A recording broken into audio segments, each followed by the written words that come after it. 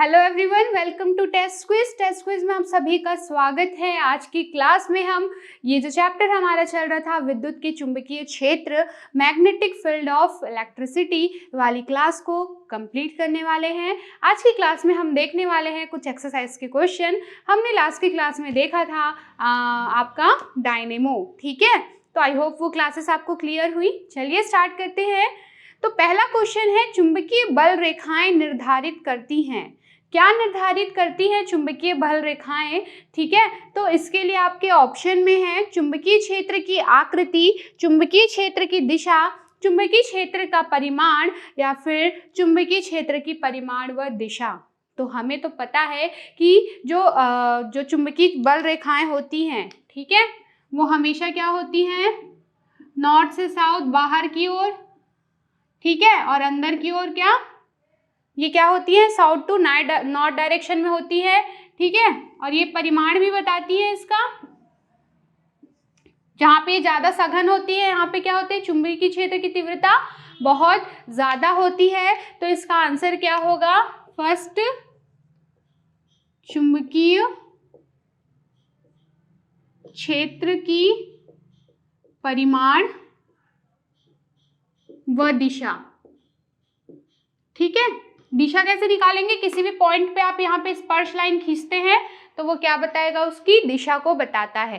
Clear. Next question है, सीधे धारावाही चालक तार के नजदीक चुंबकीय क्षेत्र होता है।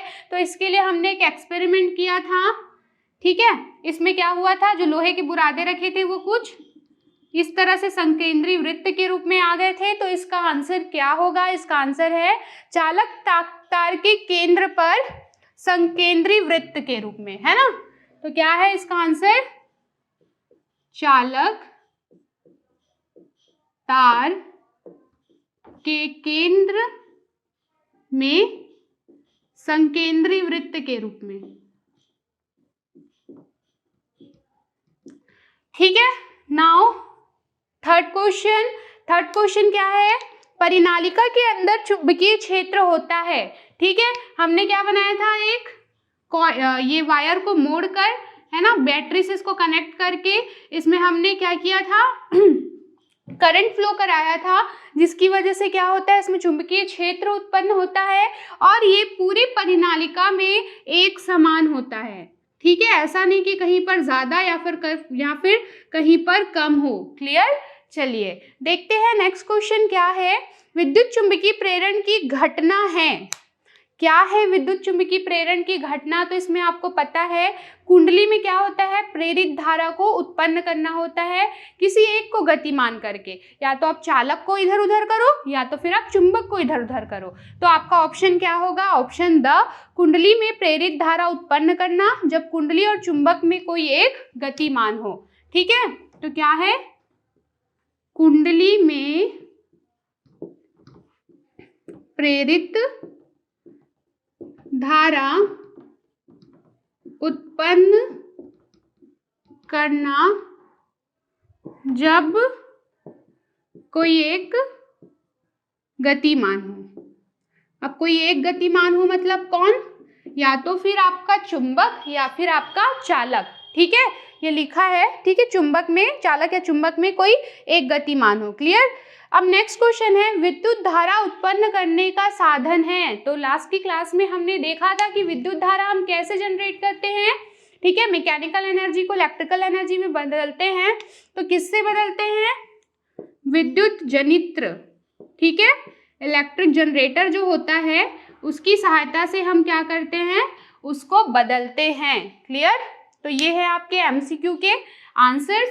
अब देखते हैं जो फिल इन द ब्लैंक्स है वो क्या कहता है, जो यांत्रिक ऊर्जा को विद्युत ऊर्जा में बदले, ठीक है।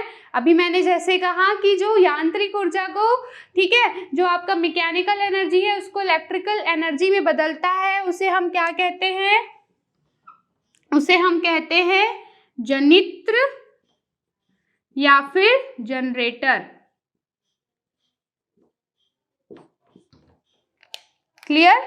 चलिए अब देखते हैं सेकंड जो फिल इन द ब्लैंक्स है वो क्या है। तो नेक्स्ट क्वेश्चन है, डैश विद्युत ऊर्जा को यांत्रिक ऊर्जा में बदलता है। ठीक है, जो हमारे फैन है, जो आप देख पाते हैं, जो वॉशिंग मशीन है, ठीक है, उसमें क्या होता है, एक ऐसी युक्ति रहती है जो विद्युत एनर्जी, उसमें इलेक्ट्रिक जाता है, उसको गोल गोल घुमाता है, ठीक है, क्या करता है, मैकेनिकल एनर्जी में बदलता है। तो वो कौन है, वो है आपका डीसी मोटर, डीसी मोटर, ठीक है। इसको आपकी बुक में ही विद्युत मोटर भी लिखा है, ठीक है, आप वो भी ले सकते हैं आंसर। नेक्स्ट है, फ्लेमिंग के दाहिने हाथ के नियम से माध्यम से आप किसकी दिशा निकालते हो जब आप राइट हैंड रूल यूज करते हो। तो ये क्या बताता है, आपकी चालक की गति की दिशा को, ये चुंबकीय क्षेत्र की दिशा को, और ये बताता है जो प्रेरित धारा उसमें इंड्यूस्ड हुई है, तो ये क्या बताएगा, प्रेरित धारा की दिशा बताता है। किसकी दिशा को बताता है, प्रेरित धारा की दिशा को बताता है। नेक्स्ट क्वेश्चन में पूछा गया है कि फ्लेमिंग के बाएं हाथ के नियम से धारावाही चालक पर किसकी दिशा निकालते हैं। तो फ्लेमिंग के जब हम लोग लेफ्ट हैंड रूल यूज करते हैं तब हम क्या करते हैं, ये क्या बताता है, बल की दिशा, ये चुंबकीय क्षेत्र की दिशा और ये करंट की दिशा को बताता है ना, ये बल को, ये चुंबकीय क्षेत्र और ये करंट को, ठीक है। तो ये क्या बताएगा, बल की दिशा, क्लियर।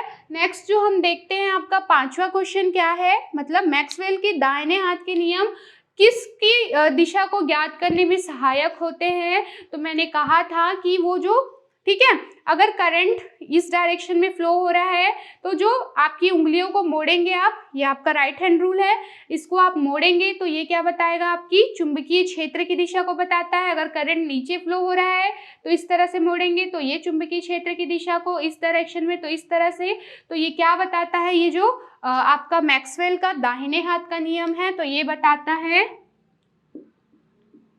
चुंबकीय क्षेत्र की दिशा को, क्लियर। इस तरह से हमने किए आपके सारे एमसीक्यूज और ये हैं आपके fill in the blanks. I hope ये चैप्टर आप लोगों को क्लियर हुआ। मिलते हैं अगली क्लास में एक नए चैप्टर के साथ, तब तक के लिए stay home, stay safe, thank you.